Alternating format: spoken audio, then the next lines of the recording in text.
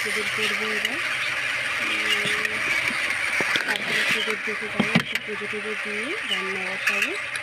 অনেকটা বেলা হয়ে গেছে, রান্না আজকে এখনো পর্যন্ত হয়নি।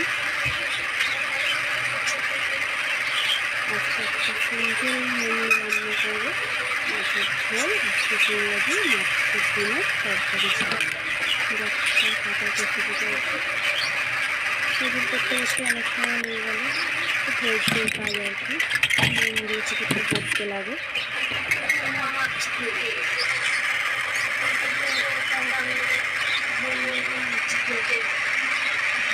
এবার পুজোটা করতে যাবে, পুজো কমপ্লিট করে ফেলেছি। দেখাবো ছোট্ট সিংহাসন, একটু রাখার জায়গা নেই।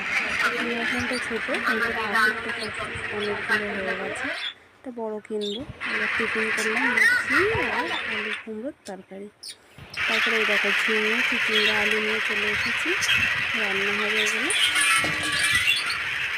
অল্প করে মাছের ঝোল করবো ঝিঙে দিয়ে, চিচিঙ্গার তরকারি।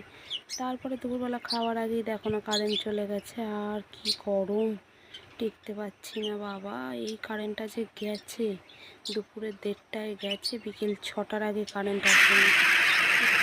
গরমে পাচ্ছিলাম না, রাত্রে স্নান করে নিতে হচ্ছে। এইবারে গেছি মন্দিরে, সেখানে আমাদের কল আসবে, টাইম কল, তার কাগজপত্র জমা দিতে। Bye bye.